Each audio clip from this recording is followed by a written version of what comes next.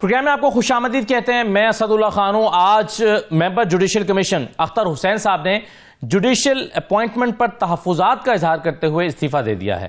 اور جو چیزیں سامنے آئی ہیں وہ یہ ہیں کہ کچھ دن پہلے جوڈیشل کمیشن کے اجلاس میں وہ اپوائنٹمنٹس کے خاص طور پر اسلام آباد ہائی کورٹ میں ججز کی ٹرانسفر کے حوالے سے اور اسلام آباد ہائی کورٹ میں جب تک کہ سینیورٹی کا معاملہ ڈیسائیڈ نہ ہو جائے اس وقت تک چیف جسٹس اسلام آباد ہائی کورٹ سے چیف جسٹس عامر فاروق صاحب کو سپریم کورٹ لانے کے مخالف تھے. بہرحال انہوں نے اپنے ریزگنیشن میں لکھا ہے کہ وہ جوڈیشل اپوائنٹمنٹ پر اپنے تحفظات کا اظہار کرتے ہوئے استعفیٰ دے رہے ہیں. دوسری امپورٹنٹ ڈیولپمنٹ یہ ہوئی ہے کہ سپریم کورٹ جو ایسوسی ایشن ہے اس نے آج جو پیکا ہے اس کی خلاف اپنی رائے کا اظہار کرتے ہوئے ایک سیمینار بھی کیا میڈیا انڈر اٹیک کے نام سے, اور سپریم کورٹ بار ایسوسی ایشن کے صدر نے مخالفت کی اس پیکا کی اور اسے واپس لینے کا مطالبہ کیا ہے. حالانکہ یہ اعظم مزید تارڑ صاحب اور احسن بھون صاحب کا جو گروپ ہے اس کے حمایت کے ساتھ صدر منتخب ہوئے ہیں, اس لیے اس کو بہت حیرت کے ساتھ دیکھا جا رہا ہے. چیف جسٹس سے ملاقات بھی ہوئی ہے پاکستان تحریک انصاف کے کچھ رہنماؤں کی, اس پہ بھی بات کریں گے کیا بات چیت ہوئی. ہمارے ساتھ آج کے پروگرام میں بیرسٹر عقیل ملک صاحب موجود ہیں, MNA ہیں, مسلم لیگ نون کے رہنما ہیں اور وزیر اعظم کے ترجمان برائے قانونی امور ہیں. بہت شکریہ بیرسٹر عقیل ملک صاحب, خوش آمدید. اور بیرسٹر علی ظفر صاحب ہمارے ساتھ موجود ہیں, سینیٹر ہیں, پاکستان تحریک انصاف کے ساتھ آپ کا تعلق ہے. میں آپ دونوں کو خوش آمدید کہتا ہوں. بیرسٹر عقیل ملک صاحب, آج جوڈیشل اپوائنٹمنٹ پر تحفظات کا اظہار کرتے ہوئے اختر حسین صاحب نے ریزائن کیا ہے, آپ کیسے دیکھ رہے ہیں اس ریزگنیشن کو؟ بسم اللہ الرحمن الرحیم. اسد صاحب بہت بہت شکریہ. سب سے پہلی بات ہے کہ انہوں نے ایسے وقت پہ ریزگنیشن دیا ہے جب تمام تر جوڈیشل اپوائنٹمنٹس آلریڈی ہو چکی ہیں اور صرف لاہور ہائی کورٹ کی جو اپوائنٹمنٹس ہیں ڈسٹرکٹ اینڈ سیشن جج یا ایڈیشنل سیشن ججز کے حوالے سے جو 5-6 نام ہیں, 28 تاریخ کو JCP کا اجلاس ہونا ہے. اس اجلاس میں وہ شریک نہیں ہوں گے کیونکہ اب انہوں نے ریزائن کر دیا ہے. لیکن اسلام آباد ہائی کورٹ ہو, بلوچستان ہو, پشاور ہو, اس کے علاوہ لاہور ہو یا سندھ ہو, ان تمام ہائی کورٹس میں انہوں نے باقاعدہ سے اپنے حق رائے دہی جو ان کی JCP میں ہے اس کا باقاعدہ سے استعمال کیا. کئی کیسز میں انہوں نے یا کئی نامینیشنز پہ انہوں نے بالکل ساتھ دیا حکومت کا, اور کچھ ایسے انسیڈنٹس تھے جس پہ وہ ساتھ نہیں دیا انہوں نے. لیکن برکیف ہماری جو یہ JCP کی پروسیڈنگز ہیں یہ بالکل سامنے ہیں, اور اس میں علی ظفر صاحب بھی شامل رہے. صرف ایک سپریم کورٹ کے حوالے سے وہ نہیں بیٹھے, لیکن یہاں پہ یہ کہنا میں مقصود سمجھتا ہوں کہ اب اگر دیا ہے تو I think it's too late in the day, اور ان کی اپنی کوئی ذاتی وجوہات ضرور ہو سکتی ہیں جن کی بنیاد پہ انہوں نے اس پورے پروسیس کے ہونے کے بعد اب ایٹ دی 11th آور اپنا ریزگنیشن ٹینڈر کیا ہے. پاکستان بار کاؤنسل ایٹ لبرٹی ہے, وہ کسی اور ایڈوکیٹ کو نامنیٹ بھی کر سکتے ہیں, سینئر ایڈوکیٹ کو, جو ایک پروسیجر ہے. تو جو نیکسٹ 28 تاریخ کو ہونی ہے لاہور ہائی کورٹ لاہور کے حوالے سے جو 5-6 ججز ہیں میرے خیال سے جن کو نامنیٹ کیا گیا ہے, جو ڈسٹرکٹ اینڈ سیشن ججز ہیں یا ایڈیشنل سیشن ججز, تو ان کی نامینیشن کے حوالے سے میں سمجھتا ہوں کہ وہ تو نہیں بیٹھیں گے, لیکن اس سے پہلے نئے ممبر کا جو اپوائنٹمنٹ کا سسٹم ہے یا جو ان کی سجیشن ہے پاکستان بار کاؤنسل کی وہ سامنے آ جائے گی یا ان کی نامینیشن. تو یہ کہہ دینا کہ ابھی اس وقت انہوں نے جب ریزائن کیا تو میرے لیے یہ کوئی بات سمجھ نہیں آئی مجھے. البتہ کیا ہی بہتر ہوتا کہ وہ شروع سے ہی پہلے ہی اس میں جو بھی ان کا مائنڈ تھا, اگر اتنا ہی ججز کی اپوائنٹمنٹ پہ ان کا ایشو تھا تو وہ پہلے سے ریزائن کر دیتے. اتنے ہائی کورٹس ہونے کے بعد, سپریم کورٹ ہونے کے بعد پھر اس مومنٹ پہ ریزائن کرنا یہ کوئی بات سمجھ نہیں آتی ٹو ریزنیبل پروڈنٹ مائنڈ. میں یہ ضرور کہوں گا کہ اس کے ساتھ ساتھ اب اگر انہوں نے ریزائن کیا ہے تو اس کی کوئی وجوہات جو ہیں کوئی واضح طور پہ وہ اپنے لیٹر میں بھی نہیں بتا سکتے یا اور بتائی بھی نہیں انہوں نے. تو انہوں نے بس یہ کہا کہ مجھے کچھ ریزرویشنز ہیں اس حوالے سے, یہ کانٹروورسیز ہیں تو اس حوالے سے میں کروں گا. JCP کا کوئی کام نہیں تھا اسلام آباد ہائی کورٹ کی سینیورٹی کے حوالے سے, وہ تمام تر معاملہ تھا پریزیڈنٹ کا اختیار ہے اور پریزیڈنٹ نہیں کیا. اور ان کے اپنے جو جج صاحب ہیں, چیف جسٹس جو فارمر چیف جسٹس رہے ہیں, انہوں نے تمام تر معاملہ سینیورٹی کا ڈیسائیڈ کیا کہ کون سینئر ہے کون نہیں ہے, اور اسی حوالے سے سینیورٹی لسٹ انہوں نے ڈیسائیڈ کی اور ریپرزنٹیشن بھی انہوں نے ڈسپوز آف کی. اب کیونکہ معاملہ یہ سپریم کورٹ آ چکا ہے تو اب دیکھنا ہے کہ سپریم کورٹ میں کیا موقف آتا ہے, کیا پروسیڈنگز ہوتی ہیں. البتہ اس مومنٹ پہ ان کا ریزائن کرنا مجھے تو سمجھ نہیں آیا کہ کیوں انہوں نے اس مومنٹ پہ ریزائن کیا. آپ کہہ رہے ہیں آپ کی سمجھ سے باہر ہے. بالکل ٹھیک ہے. علی ظفر صاحب تو شریک بھی تھے جوڈیشل کمیشن کے اجلاس میں اور بعد میں پھر انہوں نے ریزائن کیا تھا. ایک نقطے پر اس حوالے سے علی ظفر صاحب کیا آپ سمجھ پا رہے ہیں کہ کیوں انہوں نے اب ریزائن کیا ہے جب ساری اپوائنٹمنٹس ہو گئی ہیں؟ میں آپ ہی کے ایک کولیگ انتظار پنجوتا صاحب کی ٹویٹ دیکھ رہا تھا, وہ کہہ رہے تھے کہ اختر حسین صاحب نے تمام ہائی کورٹس اور سپریم کورٹ میں حکومتی مرضی کے تمام ججز لگوانے کے بعد ضمیر کی آواز پر استعفیٰ دے کر انڈیپینڈنٹ گروپ کی ڈوبتی کشتی کو سہارا دینے کی ناکام کوشش کی ہے. نظام انصاف کے ساتھ جو ظلم اختر صاحب نے کرنا تھا وہ کر لیا, اب چاہے ممبر رہیں نہ رہیں کیا فرق پڑتا ہے. تو آپ کیسے دیکھ رہے ہیں پھر علی ظفر صاحب اس ریزگنیشن کو؟ دیکھیں, میں اتنا ایکسٹریم پہ نہیں جاؤں گا جتنے جوتا صاحب کی ٹویٹ آپ نے پڑھی. میری نظر میں ایشو ایک بڑا کلیئر ہے. اس سے پہلے جتنی میٹنگز ہوئیں جے سی پی کی, اس میں اختر صاحب نے وہی, چونکہ وہ نامنی ہے پاکستان بار کونسل کی, اور چونکہ وہ بار کونسل کا اس وقت ایک طرح سے الائنس ہے حکومت کے ساتھ, لا منسٹری کے ساتھ, اٹارنی جنرل صاحب کے ساتھ, اور جو پی ایم ایل این ہے اور پیپلز پارٹی کا موقف ہے اس کے ساتھ, تو انہوں نے ابھی تک اسی طرح تقریباً ووٹ کیے نامینیشنز جو ججز کی تھیں اس کے لیے, جس طرح کے ان کے بار کونسل نے کہا, اور اس میں کوئی مجھے نہیں لگا کہ انہوں نے کوئی تبدیلی زیادہ کی ہو یا کوئی اپنا موقف پیش کیا ہو سکتا ہے تھوڑا بہت ہو, لیکن جنرلی وہ اسی کے ساتھ ہی چل رہے تھے. لیکن لاسٹ جو میٹنگ ہوئی جس میٹنگ کو ہم نے بائیکاٹ کیا تھا, کیونکہ وہ سینیورٹی, ہم نے کہا تھا کہ پہلے سینیورٹی کا فیصلہ ہو جائے تو پھر آپ یہ سپریم کورٹ کے ججز کے اپوائنٹمنٹ کا فیصلہ کریں. تو اس میٹنگ میں جو مجھے پتا چلا ہے, وہاں انہوں نے ایک ایسا سٹینڈ لیا جو کہ بار کونسل اور پی ایم ایل این اور لا منسٹر صاحب کے موقف کے برعکس تھا.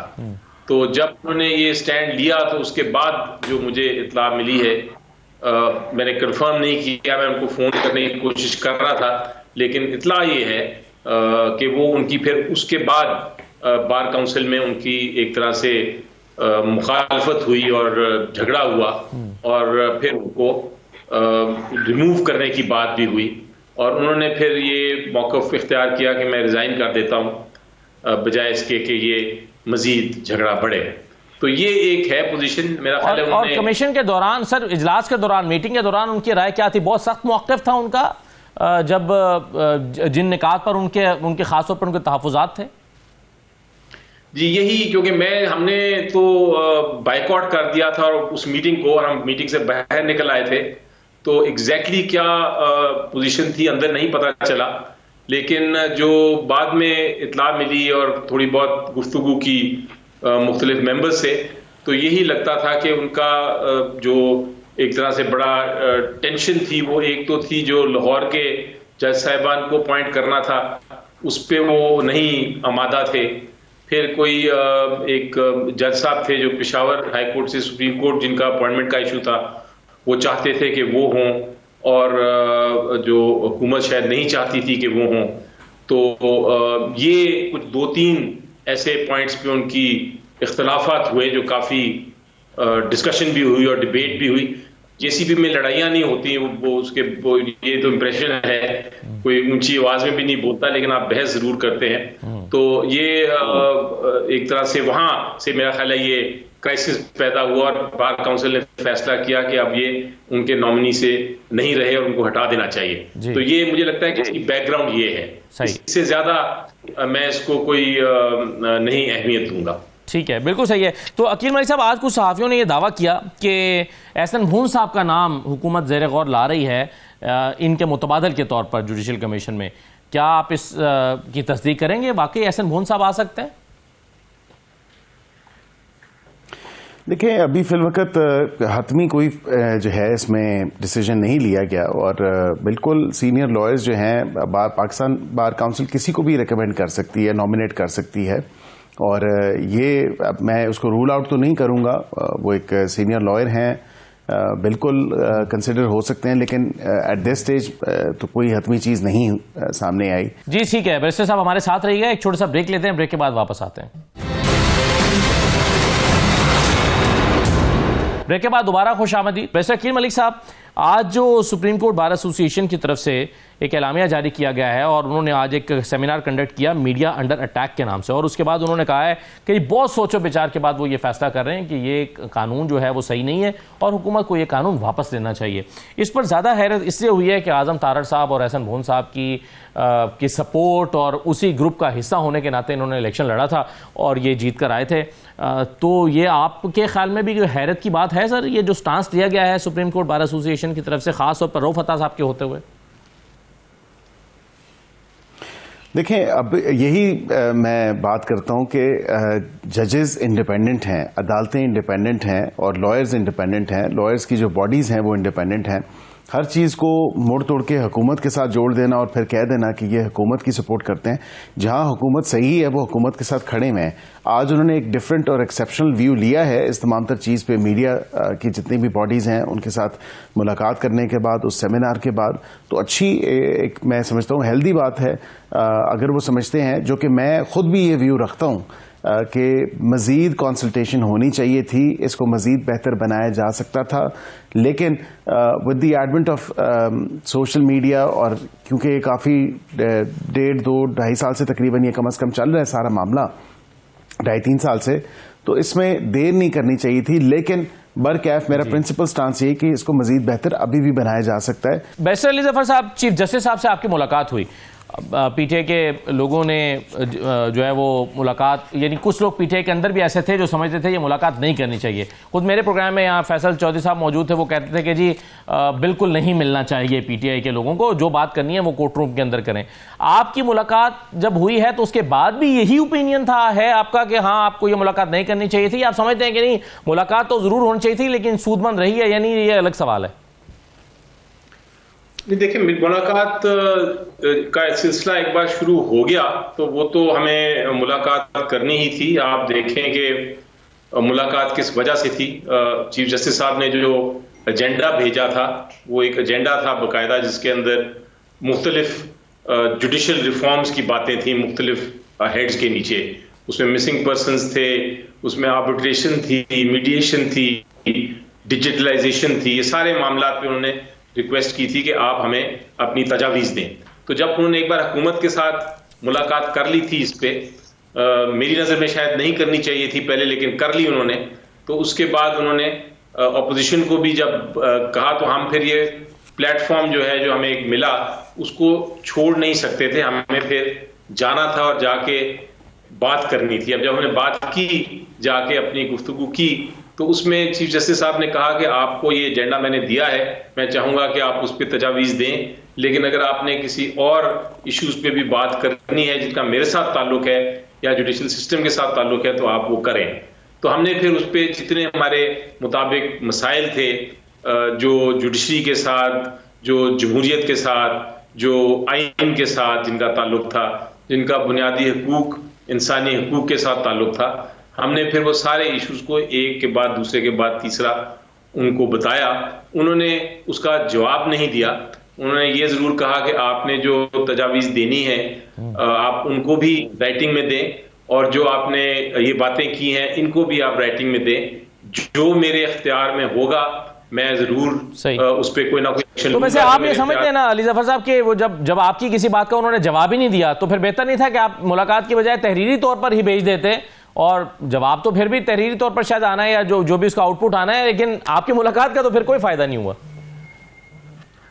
دیکھیں، جو دو طریقے ہوتے ہیں، ایک ہوتا ہے تحریری طور پہ دے دینا، ایک ہوتا ہے گفتگو کر کے سمجھ کے اس کے بعد تحریری طور پہ دینا۔ تو میرا خیال ہے ہم چونکہ وکیل ہیں اور ہمیں پتہ ہے کہ بحث ہم پہلے زبانی طور پہ کرتے ہیں اور اس کے بعد پھر اس کو رائٹنگ میں بھی دے دیتے ہیں، لیکن وہ جو زبانی بحث کرنے کا اور موقف پیش کرنے کا ایک طریقہ کار ہوتا ہے وہ رائٹنگ سے زیادہ افیکٹو ہوتا ہے، زیادہ۔ ٹھیک ہے، سو سر آپ کا اعتراض یہ بھی ہے کہ وزیراعظم کو نہیں ملنا چاہیے تھا، اس پر عقیل ملک صاحب آپ کچھ کہیں گے کہ وزیراعظم کی ملاقات چیف جسٹس سے کیوں ہوئی اور پی ٹی آئی سمجھتی ہے کہ یہ ملاقات نہیں ہونی چاہیے تھی؟ دیکھیں، پہلے پی ٹی آئی والوں نے شور و ویلا ڈالا کہ وزیر اعظم کی ملاقات ہوگی، اور شاید ان کو تھوڑی نا ان کی میموری جاگنگ کی ضرورت ہے۔ عمران خان صاحب جب وزیر اعظم تھے انہوں نے متعدد ملاقاتیں کی تھیں اس وقت کے چیف جسٹس آف پاکستان سے، ثاقب نثار صاحب سے، تو وہ تصویریں بھی منظر عام پہ ہیں. مختلف انہوں نے اپنی ایونٹس پہ یا مختلف ایشوز پہ ان کی ڈسکشنز بھی ہوئیں, انہوں نے ملاقاتیں بھی کیں, گائے بگائے ملاقات ہوتی رہی. یہاں پہ وزیر اعظم صاحب کی ملاقات جو تھی وہ 1 پوائنٹ ایجنڈا تھی, اور کیونکہ national judicial policy making committee جو ہے اس حوالے سے اور جوڈیشل ریفارمز کے حوالے سے جو کہ وقت کی ضرورت ہے, لیگل ریفارمز پہ تو ہم کام کر رہے ہیں فرام دا گورنمنٹ سائڈ, اور گورنمنٹ کا پوائنٹ آف ویو تو بالکل کلیئر ہے, لیکن جوڈیشل ریفارمز جو کہ وقت کی ضرورت ہے اور کیسز کا ڈسپوز آف ہونا, عام پاکستانی شہری کو جو انصاف کی جلد فراہمی ہے اس کو یقینی بنانا, اس حوالے سے بھی ہونا چاہیے, بیک لاگ کو ختم کرنے کے حوالے سے بھی ہونا چاہیے. ہم کتنی بھی کیوں نہ قانون سازی کر لیں, بہتری کر لیں امینڈمنٹس کے through and so on so forth, لیکن جب تک اس کا ٹرکل ڈاؤن افیکٹ تب تک نہیں ہوگا جب تک امپلیمنٹیشن اس کی نہیں ہوگی عدالتوں کے اندر. وزیر اعظم صاحب کا 1 پوائنٹ ایجنڈا یہ تھا جو ٹیکس کے حوالوں سے, کیونکہ وہ بڑے ٹچی رہے ہیں پورے پچھلے 1 سال کے پیریڈ میں, جو حکومت پاکستان یا پاکستانی خزانے میں جو پیسے آنے ہیں ٹیکس کے کیسز کے اوپر جو اسٹے آرڈرز ہیں اس حوالے سے, تو وہ ڈے 1 سے بڑے ٹچی ہیں کہ جو ریسیویبل ہیں, جو قومی خزانے میں پیسے آنے ہیں, تو اس حوالے سے جو ہے ان کا کوئک ڈسپوزل جو کہ پاکستان کا فائدہ ہے, پاکستانی عوام کا فائدہ ہے, کوئی نون لیگ کا حکومت کا فائدہ نہیں ہے. تو اس حوالے سے انہوں نے کہا کہ جی اس کا کوئک ڈسپوزل آپ انشور بنائیں اور اسٹے آرڈرز نہ دیں, تاکہ فارن انویسٹرز کا بھی یہ اعتراض ہوتا ہے کہ یہاں پہ آ کے اسٹے آرڈرز مل جاتے ہیں, ہماری انویسٹمنٹ جو ہے وہ یہاں پہ رک جاتی ہے اس سارے تمام معاملے میں. اور بالخصوص ٹیکس کے حوالے سے کہ ٹیکس کے کیسز میں جو ہے آپ اسٹے آرڈر دے دیتے ہیں, اور کئی اربوں میں وہ اماؤنٹ ہے جو ریسیویبل ہے, جو ملنی ہے اور جو آنی ہے ٹیکس کی مد میں حکومت پاکستان کو یا پاکستانی خزانے کے جو کوئی عوام کے پیسے ہیں, تو اس پہ انہوں نے بالکل کیا, اور اس کے ثمرات بھی آنا شروع ہو گئے ہیں. آپ نے دیکھا کہ 24 بلین جو ہے وہ اس سے اسٹے آرڈر ہٹا ہے. بالکل صحیح جی, رائٹ سر. عقیل بھائی صاحب, آخر میں چاہوں گا کہ ایک شارٹ کامنٹ آپ بھی کر دیجیے, اور پھر علی ظفر صاحب بھی, کہ یہ اوور دا ویکینڈ ہم نے ایک اور خبر بھی دیکھی, اور وہ یہ تھی کہ پتن کے دفاتر کو سیل کیا گیا ہے. اس سے تاثر فوری طور پر یہ ابھرا کہ چونکہ پتن نے الیکشن 2024 کے اوپر بہت سارے سوالات اٹھائے تھے اور اس کو ریگنگ کا شاخسانہ قرار دیا تھا, اس کے نتیجے میں یہ کارروائی ان کے اوپر کی گئی ہے. آپ کا ٹیک کیا ہے اس پہ؟ دیکھیں, پتن کے اوپر ان اینی کیس 2005 سے, اور اس وقت تو کاف لیگ کی حکومت تھی, تو ان کے اعتراضات تو اس وقت سے ہیں, اور ان کی جو رجسٹریشن ہے وہ اس وقت سے کینسل ہوئی بھی تھی فار وٹ ایور ریزن. وہ آپ نے بھی میڈیا پہ دیکھا جو نوٹیفیکیشن گردش کیا, اور میری بھی اطلاعات یہی ہیں جب میں نے اپنے اینڈ سے چیک کیا کہ یہ تو 2005 سے ان کی رجسٹریشن انڈر کوشچن تھی, لیکن despite all of that with جو فارن اسسٹنس ان کو ملتی ہے یا فارن فنڈنگ جو آتی رہی ہے تھرو ویریس آرگنائزیشنس, اس کے تھرو بالکل ہی کام کرتے رہے ہیں. اگر بیچ میں کسی نے نہیں روکا یا کوئی اعتراض نہیں اٹھایا منسٹری آف انٹیریئر نے, تو وہ کیوں نہیں اٹھایا, یہ تو منسٹری آف انٹیریئر جواب دے سکتی ہے. لیکن ان کی اگر رجسٹریشن, کیونکہ میں نے یہ تمام تر آئی این جی اوز اور این جی اوز کا بڑا کلوزلی میں نے اس میں پریکٹس بھی کیا اور دیکھا بھی ہے. جب 2015 کی پالیسی آئی تھی آئی این جی اوز کے حوالے سے, تو ساری آئی این جی اوز جو ہیں وہ خراب کام نہیں کر رہی, لیکن ساری جو ہیں وہ پاکستان کے مفاد میں بھی کام نہیں کر رہی, کیونکہ میں نے اتنا کلوزلی اس کو دیکھا, اور کچھ ان کے اپنے جو ہے ایجنڈاز بھی ہو سکتے ہیں, لیکن یہ دیکھنے کی ضرورت ہے, اس کو فردر پروب کرنے کی ضرورت ہے. رائٹ سر, بالکل. آپ کی رائے اس پر علی ظفر صاحب؟ سر, ایک انگریزی کا محاورہ ہے کہ you can fool someone once لیکن you can't fool all the people all the time. بڑا واضح ہے کہ ایک دم ان کی رپورٹ آئی اور امیڈیٹلی یہ ایکشن ہو گیا. 2015 تو بہت پرانی بات ہے نا, 2015 نہیں, میں تو 2025 کی بات کر رہا ہوں, 10 سال بعد آج کے دن امیڈیٹلی ریئیکشن ہوا. اور ریئیکشن کیا ہوا, یہ ان کے آفس میں ریڈ نہیں ہوئی, کیونکہ میری ان سے بات ہوئی ہے, کل بھی ہوئی, پرسوں بھی ہوئی. ان کے گھر پہ ریڈ ہوئی, ان کی وائف کے گھر پہ جہاں وہ اپنا گھر چلاتی ہیں, گھر پہ ریڈ کر کے اس کو ایک طرح سے ٹیک اوور کیا گیا. تو یہ بیسیکلی ہیرسمنٹ ہے, یہ کوئی قانونی کاروائی نہیں ہے, یہ اسی کا ایک تسلسل ہے جو ہیرسمنٹ کی ایک ٹیکٹک استعمال کر رہے ہیں کہ جو بھی جس کے خلاف بھی کام کرنا ہے اس کے گھر پہنچ جاؤ اور گھر پہ کہو کہ جی ہاں آفس چل رہا ہے. کہ یہ ہیراسمنٹ ہے. بہت شکریہ بیرسٹر علی ظفر صاحب, بیرسٹر عقیل ملک صاحب, بہت شکریہ پروگرام میں شرکت کرنے کے لیے. ایک چھوٹا سا بریک لیتے ہیں, بریک کے بعد واپس آئیں گے تو گورنر خیبر پختونخوا فیصل کریم کنڈی صاحب ہمارے ساتھ موجود ہوں گے. آپ ہمارے ساتھ رہیے.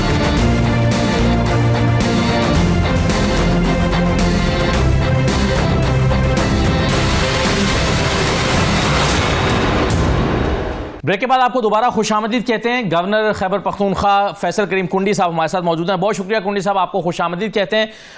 میں اس سے پہلے کہ باقاعدہ گورنر صاحب کے ساتھ گفتگو کا آغاز کروں, میں آپ کو سنوانا چاہتا ہوں ایک چیلنج کیا ہے فیصل کریم کنڈی صاحب نے علی امین گنڈا پور صاحب کو, جو کہ چیف منسٹر ہیں خیبر پختونخوا کے. سنیے ذرا چیلنج کیا کیا گیا ہے. میں آج سی ایم سندھ کے بیاہ پہ اس کو موازنے کا چیلنج دیتا ہوں. بہت باتیں کرتے ہیں, ابھی بھاگے گئے یہ. اگر آپ نے 1% بھی سندھ سے زیادہ کام کیا ہوگا تو میں گارنٹی کرتا ہوں کہ میرا سندھ کا وزیر ریزائن کرے گا. اگر آپ اس سے ہار گئے تو غیرت ہے نہیں میرے خیال میں جو استعفیٰ دے گا, کیونکہ پہلے ہی بہت سے موقع پہ یو ٹرن مار چکے ہیں. کنڈی صاحب بہت شکریہ, خوش آمدید. یہ آپ کس بنیاد پر چیلنج کر رہے ہیں کہ سندھ کی کارکردگی زیادہ اچھی ہے اور کے پی کی کارکردگی اچھی نہیں ہے؟ بسم اللہ الرحمن الرحیم. دیکھیں بہت سی ایسی چیزیں ہیں. میں نے سندھ بھی وزٹ کیا اور میں خیبر پختونخوا میں پشاور میں بیٹھا ہوں اور میں ہر جگہ وزٹ بھی کر رہا ہوں. آپ مجھے بتائیں میں کس چیز پہ بتاؤں. ایک بات تو یہ ہے کہ پہلے آج آپ ہیلتھ کے اوپر یہ بہت بڑا کرتے تھے, جو کہ ان کے بانی چیر عمران خان صاحب کے کزن چلاتے ہیں نوشیروان برکی صاحب, جو کہ امریکہ میں بیٹھ کر اور اسکائپ اور زوم پہ جو ہے ہمارا ہیلتھ سسٹم چلا رہے ہیں, جس کو انہوں نے تباہ کر دیا. یہ تو صرف 10 لاکھ روپے کا کہہ رہے ہیں کہ ہم نے ایک کارڈ دی, ہیلتھ کارڈ دی, جس میں صرف 10 لاکھ روپے تک آپ کا علاج ہوگا. کبھی کسی کارڈ میں پیسے ہوتے ہیں, کبھی ریلیز ہے یا نہیں ہے. سندھ میں آپ جو علاج بھی کرانا چاہے, چاہے دل کے امراض کا ہو, لیور ٹرانسپلانٹ ہو, کڈنی ہو, کینسر ہو, سائبر نائف ہو, جو بھی ہو, فری آف کاسٹ علاج ہوتا ہے. 1 روپے بھی چارج نہیں کرتے. ان کو یہ نہیں کہا جائے آپ کے کارڈ ہے, آپ کے پاس کارڈ نہیں ہے, آپ کا بیلنس ختم ہے, آپ کا بیلنس ہے نہیں ہے, کوئی چیز بھی نہیں ہے. سارا کچھ جو ہے وہ بالکل فری آف کاسٹ ہوتا ہے. دوسری بات یہ ہے کہ ہم نے تو بہت سے اسٹیڈیم اور گراؤنڈز بنا کے اپنے چلو لیڈروں کے نام پہ کیے ہیں. یہاں پر آباد نیا اسٹیڈیم جو کہ تاریخی گراؤنڈ ہے, کرکٹ گراؤنڈ ہے خیبر پختونخوا کا اور پشاور کا. پہلی بات تو یہ ہے کہ اگر محسن نقوی صاحب چند ہفتوں میں کراچی اور لاہور کے اسٹیڈیمز بنا سکتے ہیں, ہمیں تو چند سال ہو گئے کہ ہمارا ارباب نیا اسٹیڈیم بھی بنا ہی نہیں ہے, اور انہیں ایک ایسے شخص کا نام پہ رکھ دیا جو کہ کنوکٹڈ ہے, اور کنوکٹڈ نام کے اوپر. اور اگر اپنا اسٹیڈیم آپ بنا لیتے اور اس کے نام پہ رکھ لیتے پھر بھی بات ہوتی. پرائے اسٹیڈیم کی تختی اتار کے اور اپنے ناموں پہ آپ لگا رہے ہیں. مطلب ہے کہ یہ ارباب نیا اسٹیڈیم تھا, آپ ایک گراؤنڈ بنا لیتے. اور کس فیلڈ پہ آپ کہتے ہیں کہ آج آپ مجھے بتائیں کہ جس پارٹی نے 1 کروڑ نوکریوں کا وعدہ کیا تھا, 20,000 ملازمین کو اب بے روزگار کر دیا. ابھی رمضان کی شروعات میں لوگوں کے چولہے ٹھنڈے کر دیے ہیں کہ آپ غلط بھرتی ہوئے ہیں 16 مہینے کی حکومت میں. چلو اگر ہم آپ کی بات مان بھی لیتے ہیں, وہ جو ہم ماننے کے قابل بھی نہیں ہے کہ آپ غلط بھرتی ہوئے ہیں, کیا آپ نے ان لوگوں کو سزائیں دی جنہوں نے ان کو بھرتی کی ہے؟ وہ آفیسرس تو آج بھی موجود ہیں کسی نہ کسی پوسٹ کے اوپر, اور آپ نے ان لوگوں کو وہ کیا ہے. اور ہم نے اس کے اوپر دیکھیں, آج آپ دیکھیں کہ لوکل گورنمنٹ کے ناظمین اور کونسلرز روڈوں پہ 3 سال ہو گئے, 1 ٹکے کا فنڈ ان کو نہیں ملا. آپ نے جو کسان کے اوپر ٹیکس لگایا وہ بھی دیکھیں. کوئی مطلب ہے کہ یہاں پر اگر آپ کی زمین دریا میں ہے, آپ کی زمین اگر کسی قبضے میں ہے تو اس کا رینٹ بھی آپ دیں گے. اس قسم کے ٹیکس آپ نے لگا دیے. تو آپ مجھے بتائیں کہ کیا کیا چیز کیا آپ نے 3-4 چیزوں کی, گورنر صاحب آپ نے 3-4 چیزوں کی اکٹھی بات کر دی اور میں اس پر الگ الگ بات کرنا چاہتا. لیکن چلیے آپ نے ہیلتھ کی بات کی ہے, تو ہیلتھ کارڈ ہر شخص کے پاس اگر موجود ہے, اور وہ ہیلتھ کارڈ ہر شخص کے پاس ایک ایسی فیسلٹی ہے جس میں صرف سرکاری میں نہیں, وہ پرائیویٹ ہاسپٹل میں بھی اپنی مرضی کے ہاسپٹل میں جا کے علاج کرا سکتا ہے. تو یہ بہرحال ایک فیسلٹی تو ہے نا جی. سندھ میں تو وہ آپ کے پاس یہ فیسلٹی کہ آپ صرف سرکاری ہاسپٹل میں جا سکتے ہیں. تو آپ کے خیال میں یہ ہیلتھ کارڈ ایک اچھا منصوبہ نہیں ہے؟ دیکھیں سندھ میں NICVD, SIUT, سائبر نائف, یہ سارے ہاسپٹل جو آپ کے سامنے ہیں, کیا یہ جو ہے, کیا یہ جو آپ کا انڈس ہاسپٹل ہے یہ سرکاری ہاسپٹل ہے؟ وہاں پر بھی حکومت جو ہے انڈس ہاسپٹل کو بھی سپورٹ کر رہی ہے. باقی ہاسپٹلز ہیں جن کو حکومت سپورٹ کر رہی ہے. تو یہ ایسے ہاسپٹلز ہیں, اور یہاں پر فری. دیکھیں ٹھیک ہے 10 لاکھ روپے ہیں, اگر خدا نہ خواستہ, خدا نہ کرے کوئی بیمار ہو اور اس کے 10 لاکھ روپے سے زیادہ خرچہ ہو, آپ مجھے بتائیں لیور ٹرانسپلانٹ کا 1 کروڑ روپے خرچہ ہوتا ہے, باقی کے زیادہ ہوتے ہیں. پھر آپ اس کے لیے بیٹھیں گے کہ یہ بھی یہ چیزیں ہیں یا یہ چیزیں. دیکھیں آپ آئیں, میں یہ نہیں کہہ رہا, آپ موازنہ کر لیں, آپ ایک ٹیم بنا لیں, آپ میڈیا کی ٹیم بنا لو, چیک کر لیں کہ ہیلتھ فیسلٹیز جو ہمارے سندھ کی ہیں, اور آپ KP میں آ کر دیکھ لیں جہاں پر MRA کی مشینیں خراب ہیں. میں آپ کو ایک بات بتاؤں, میں ڈی خان میں ایک شہید کے گھر گیا, اس نے کہا کہ جب ان کو گولی لگی 2 گھنٹے تک آپریشن تھیٹر میں, یہ ہمارا پولیس کا نوجوان تھا, ہاسپٹل میں ڈاکٹروں نے ہمیں 11:15 بجے کہا کہ آپ ان کو خون کی بوتلیں ہیں. 2 گھنٹے بعد ڈاکٹر ایسا ہو گیا, اور جب رپورٹ آئی تو 11 بجے اس کی ڈیتھ ہو چکی تھی. تو یہ تو ہمارے صرف CM صاحب کے ہاسپٹلس کا حال ہے, ٹھیک ہے. اور مطلب ہے کہ باقی تو آپ چھوڑ دیں کہ جو ہمارے ہاسپٹلس کا حال ہے, جو آپ مطلب ہے کہ یہاں پر جو دیکھیں آپ کریں نا, کمپٹیشن کریں. ہم کہتے ہیں کہ وہ فری ہے تو آپ بھی فری کر لیں.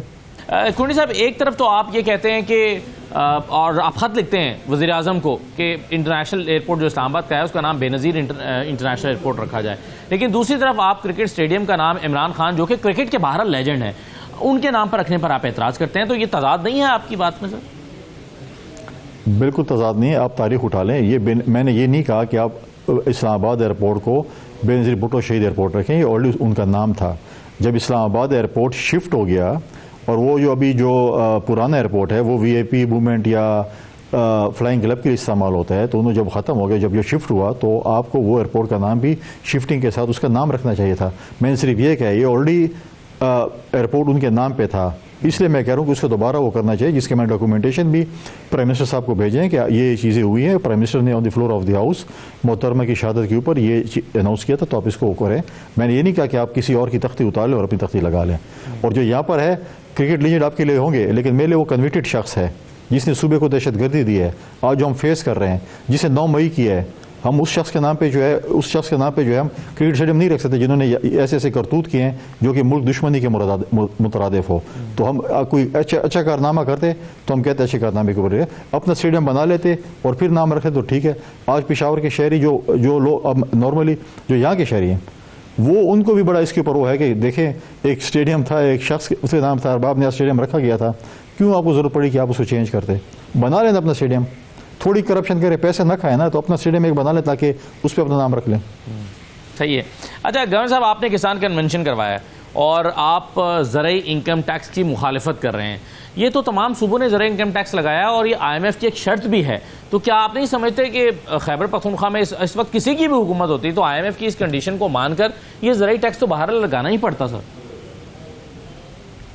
دیکھیں، ہم نے پارلیمنٹ میں ہمارے پارٹی کے لوگوں نے، اپوزیشن کے لوگوں نے وہاں پر ان کو سمجھایا کہ آپ جو ٹیکس لگا رہے ہیں یہ بالکل غلط ہے. فار ایگزامپل اگر آپ 15 کروڑ روپے کما رہے ہیں، اس میں سے آپ فار ایگزامپل 5 کروڑ روپے ٹیکس دے رہے ہیں، اور اگر آپ 50 کروڑ کما رہے ہیں تو آپ 20 لاکھ روپے ٹیکس دے رہے ہیں، تو آپ نے عمرہ کے لیے ٹیکس کم کر دیا، غریبوں کے لیے ٹیکس زیادہ کر دیا. دوسری بات ہے 2-3 چیزیں ہیں. اس وقت ہماری جو سچویشن ہے، ہم تقریباً ہمارے پاس یہاں پر دہشت گردی ہے چیزیں. آپ کو جب سی ایم کہتا ہے کہ میں اپنی فصل لینے کے لیے بھتہ دیتا ہوں تو ہم بھتہ بھی دیں اور ٹیکس بھی دیں. دوسری بات یہ ہے کہ ایم ایف کی شرط تو تھی، آئی ایم ایف نے آپ کو یہ کہا تھا کہ اگر آپ کی زمین پہ کسی کا قبضہ ہے، آئی ایم ایف نے آپ کو یہ کہا ہے کہ آپ کی زمین اگر دریا برد ہے تو اس کا بھی آپ رینٹ دیں گے. یہ تو آپ نے نہیں کہا. دوسری بات یہ ہے کہ ہمارے واٹر 1991 کے اکارڈ کے بعد تمام صوبوں کو اپنے پانی کا شیئر مل چکا ہے. خیبر پختونخوا کو پانی کا شیئر ہی نہیں دیا. ہمارے اریگیشن سسٹم وہ نہیں جو پہلے تھا، مطلب ہونا چاہیے تھا. دوسری بات یہ ہے کہ ہمارے جو CRBC چشمہ بینک کینال پچھلے فلڈ میں ڈیمیج ہوئی تھی، آج تک جو ہے وہ آپ اس کو بنا تو نہیں سکے اور ٹیکس دینے کے لیے آپ پہنچ جائیں گے. تو لہٰذا یہاں پر زمینداروں کا بہت سے جو ہے اس پہ گریونسز ہیں. بالکل آپ کے اوپر آئی ایم ایف کا پریشر ہوگا، لیکن آئی ایم ایف نے یہی کہا کہ آپ اس کے اوپر سپر ٹیکس بھی لگائیں، اپنے بھی ٹیکس آپ اس کے اندر وصول کریں. جو چیزیں ہوں گی جو جائز ہیں وہ ہم مانیں گے، جو ناجائز ہیں بالکل نہیں مانیں گے. میں کہتا ہوں کہ بالکل سی ایم آئی ٹیکس وصول کرنے کے لیے ہم دیکھتے ہیں کہ ہم سے کیسے ٹیکس وصول کرتا ہے. خود تو سول نافرمانی کی کال اسلام آباد میں دیتا ہے، چیزیں کرتا ہے، کئی چیزیں ہم نہیں مانتے، یہ چیزیں نہیں مانتے. ہم کہتے ہیں کہ جب تک ہماری ٹیم کے ساتھ نہیں بیٹھیں گے، ہم ان کو کنونس کریں گے کہ یہ چیزیں غلط ہیں. جب غلط چیزوں کو ختم نہیں کریں گے، ہم ان کے ساتھ کوئی بات نہیں مانیں گے. کرم کا کیا مسئلہ ہے گورنر صاحب؟ ابھی تک مجھے ایسا لگتا ہے کہ ہر گزرتے دن کے ساتھ یہ کمپلیکیٹڈ ہوتا جا رہا ہے. اگرچہ اس میں جرگے ہوئے، وہ کامیاب ہوئے، معاہدہ ہوا، لیکن ابھی بھی راستے بند ہیں، راستے کھل نہیں رہے ہیں. یہ مسئلہ اتنا کمپلیکیٹڈ ہو گیا، حل کیا ہے اس کا؟ دیکھیں، اب کچھ چیزیں ایسی ہیں کہ جو کمپلیکیشن کے بعد آپ کو سوال کرنا پڑتا ہے. اگر آپ کے بچے ہوتے ہیں، آپ ان کی تربیت کرتے ہیں، جب اگر وہ باتوں سے نہیں مانتے، اگر وہ پیار محبت سے نہیں مانتے، تو پھر آپ کو سختی کرنی پڑتی ہے. اب لوگ کہتے ہیں کہ زمین کا مسئلہ نہیں ہے، زمین کا مسئلہ تھا. سی ایم صاحب کہتے ہیں زمین کا مسئلہ نہیں ہے، اب تو یہ ہاں اب ہے غلط، اب اور مسئلہ بن گیا، لیکن شروع کہاں سے ہوا تھا؟ اگر وہاں پر 400 یا 700 بنکر بنے ہیں، کیسے بنے ہیں؟ وہاں پر صوبائی حکومت کی رٹ کہاں پہ تھی؟ وہاں پر لوکل گورنمنٹ کہاں پر تھا؟ وہاں کی انتظامیہ کہاں پر تھی؟ آپ ذرا اپنے اسلام آباد میں جا کر کوئی مورچہ تو بنائیں یا کوئی بنکر تو بنائیں، دیکھو کہ آپ کے تھانے والی پولیس آتی ہے کہ نہیں آتی. تو اتنے حد تک چیزیں گئی کیوں ہیں؟ ٹھیک ہے، جب اتنے تک گئی ہیں، اب وہاں پر جو چیزیں، پھر 25 کلومیٹر کا روڈ، کیا صوبائی حکومت تو اسلام آباد میں آ کے کہتے ہیں کہ تو اسلحہ بھی خریدیں گے اور بارود بھی خریدیں گے، اسلام آباد پہ چڑھائی کریں گے، اپنے بانی چیئرمین کو بھی جیل سے اٹھا کے لے جائیں گے، یہ بھی کریں گے، بڑے بڑے دعوے کرتے ہیں. تو 25 کلومیٹر کا روڈ نہیں کھول سکتے؟ بیٹھ جائیں سی ایم کوارٹ میں، کیا تکلیف ہوتی ہے اس کو؟ اپنی ساری ٹیم بٹھائے، اپنی ساری کابینہ بٹھائے، آئی جی کو بٹھائے، IGFC کو بٹھائے، اور بولے کہ ہم اسلام آباد پہ تو روز چڑھائی کرتے ہیں، ذرا ہم کرم کروڑ بھی کھول لیں. ول ہونی چاہیے. جب آپ اپنا صوبہ جب آپ ملیٹنٹس کو ٹھیکے پہ دے دیتے ہیں، ان کے دفاتر کھولنے کے آپ مترادف ہوتے ہیں کہ ان کے دفاتر یہاں پر کھولیں، پھر آپ کیسے کمیٹڈ ہوں گے کہ آپ اس صوبے میں لا اینڈ آرڈر کی سچویشن ٹھیک کریں گے؟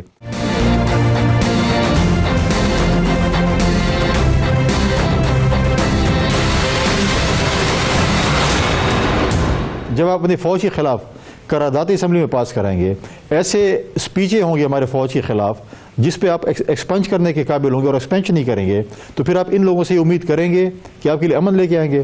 سی ایم صاحب پہلے اپنے ضلع کو تو سنبھال لیں، ادھر کیا سچویشن ہے. بنو، ڈی خان، ٹانک، لکی مروت، کوہاٹ، وزیرستان، باجوڑ، کرم، یہ سچویشن تو دیکھ رہے ہیں کہ صبح میں 2013 میں ان کو ایک پرامن صوبہ ملا تھا، آج صوبے کو تباہ و برباد کر کے رکھ دیا ہے. ان کا 1 پوائنٹ ایجنڈا ہے کہ ہم نے پیسے کیسے کھانے ہیں، نوکری کیسے بیچنی ہے، کمیشن کیسے کرنا ہے. ان کا کوئی لا اینڈ آرڈر کے ساتھ کوئی سروکار نہیں ہے. کبھی آپ نے لا اینڈ آرڈر میں سنجیدگی دیکھی ہے کہ انہوں نے سنجیدگی کا مظاہرہ کیا ہو اور یہ سنجیدہ ہو؟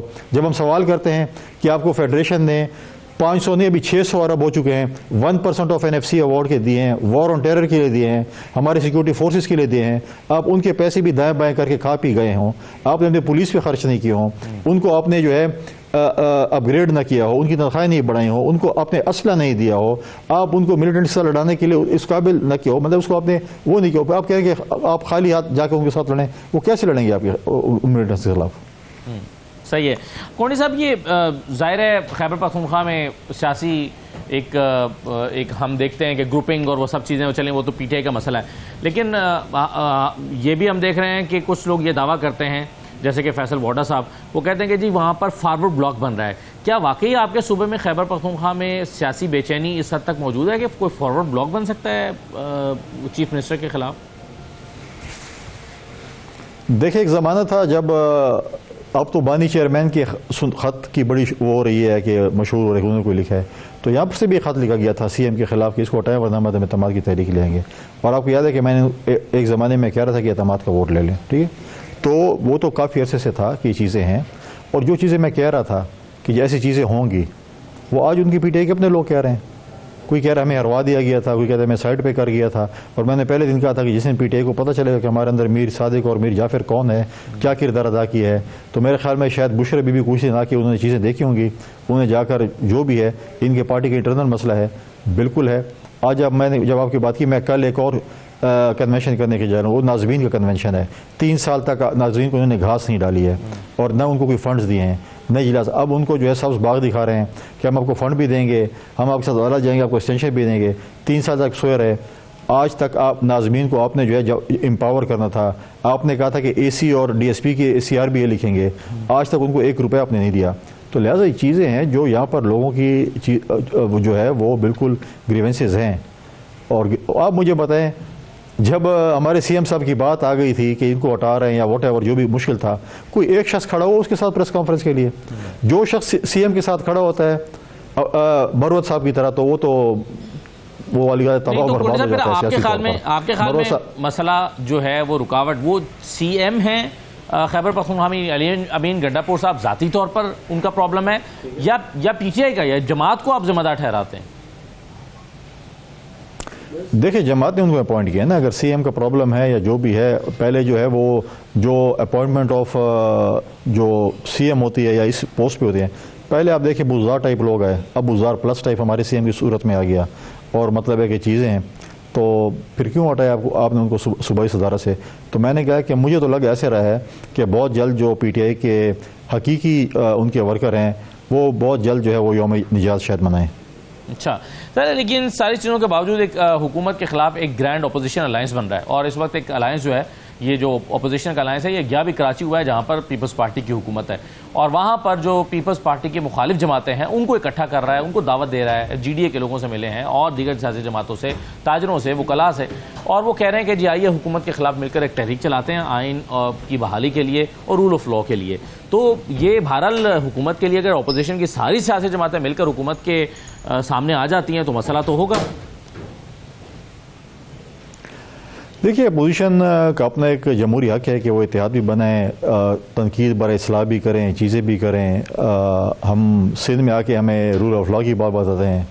آپ مجھے بتائیں کہ ان لوگوں میں آئین توڑنے والے کتنے لوگ ہیں، اور پاکستان کو آئین دینے والے اور آئین کو اصل شکل بحال کرنے والے کون لوگ ہیں؟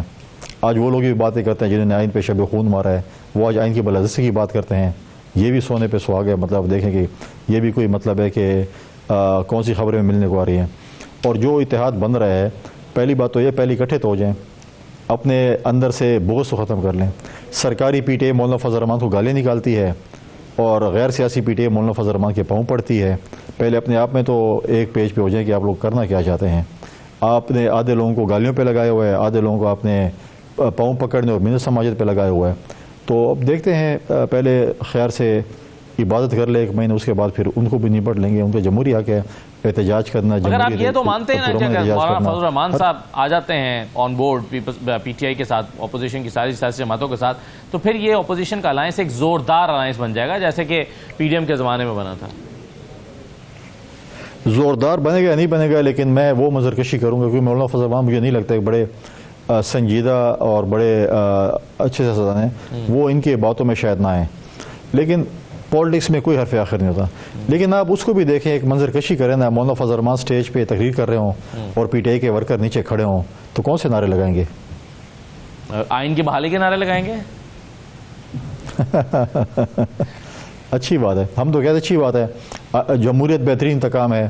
وہی مولانا فضل الرحمان کے پیچھے نمازیں بھی ابھی قبول ہو رہی ہیں، نفلیں بھی قبول ہو رہی ہیں، دعائیں بھی قبول ہو رہی ہیں.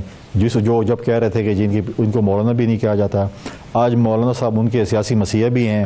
ان کے پاؤں بھی پڑتے ہیں اور وہ بھی گھٹنے بھی پکڑتے ہیں کہ ہمیں اس گرداب سے آپ نکالیں. لیٹس سی، جب بنے گا تو پھر اس پہ بات کریں گے کیا کون سی جماعتیں کیا کرتی ہیں کیا نہیں کرتی. یہ بتائیے کونی صاحب کہ جب بھی بیک ڈور مذاکرات کی بات نکلتی ہے تو یہ جو خبر جنم لیتی ہے یہ پشاور سے جنم لیتی ہے اکثر اوقات. تو کیا آج کل کوئی اس طرح کی خبریں ہیں؟ آپ کے بھی سورسز ہیں بڑے، آپ باخبر ہیں، کیا چل رہا ہے اس حوالے سے کچھ؟ مجھے تو کوئی میری طرف سے کوئی بیک ڈور نہیں ہے جو میں دیکھوں کہ کوئی بیک ڈور سے کوئی مذاکرات ہو رہے ہوں. ایز سچ مجھے تو نظر نہیں آ رہا کوئی بیک ڈور مذاکرات ہو رہے ہوں. اچھا چلیں، آخر میں یہ بتا دیں پھر کہ میچ آپ نے کل کہاں دیکھا پاکستان انڈیا کا، اور دیکھ پایا آپ؟ نہیں، میں نے کوئی میچ نہیں، کل مصروف دن تھا. اچھا. اور مجھے میں بلکہ ٹریول ہی کیا تو مجھے پتا چلا کہ پاکستان جو ہے وہ میچ ہار چکے ہیں. اور میں پہلے ہی کہہ رہا تھا کہ جو ٹیم اچھا کھیلے گی وہی جیتے گی. اب صرف دعاؤں پہ تو ٹیم نہیں جیت سکتی نا، کچھ تو ان کو بھی کرنا پڑتا ہے. آپ کو کرکٹ میں دلچسپی نہیں ہے یا پاکستان کی ٹیم کے سے زیادہ امیدیں نہیں تھیں جو آپ نے میچ نہیں دیکھا؟ نہیں، کل ہمارا اصل میں کسان کنونشن تھا جب میچ تھا، اور پھر اور ایکٹیویٹیز تھی جس کے لیے ٹائم نہیں ملا میچ دیکھنے کا. بہت سارے لوگ یہ اس دفعہ کہہ رہے تھے کہ پاکستان کی ٹیم جس طرح کی بنی ہے، اس طرح کی جو ٹیم ہے یہ کوئی خاطر خواہ کارکردگی نہیں دکھا سکتی. کسی کو آپ ذمہ دار ٹھہراتے ہیں؟ بہت سارے لوگوں کے دل ٹوٹے ہوئے ہیں کل سے. دیکھیں، اس پہ بڑا ڈیبیٹیبل ایشو ہے. آپ کبھی میچ جیتتے ہیں، کبھی میچ ہارتے ہیں. آپ ہر میچ میں آپ اس امید کے ساتھ ہوتے ہیں کہ آپ جیتیں گے، تو یہ بھی نہیں ہو سکتا کہ آپ جیتیں گے. ہر اس میچ آپ ہاریں گے بھی نہیں. بات یہ ہے، دیکھیں ہم نے کرکٹ اکیڈمیز ختم کر دی ہیں، ہم نے کلب کرکٹ ختم کر دی ہے، ہم نے ڈپارٹمنٹ سے کرکٹ ختم کر دی ہے. تو آپ کہاں سے لوگوں کو گروم کریں گے؟ دیکھیں آپ اگر فورن کنٹریز میں جائیں، وہاں پر اگر آپ دیکھیں یو کے میں دیکھیں اکیڈمیز ہیں، کلبس کرکٹس ہو رہی ہیں، ڈپارٹمنٹ کرکٹس ہو رہی ہیں، جہاں سے بچے گروم ہو کر آگے آتے ہیں.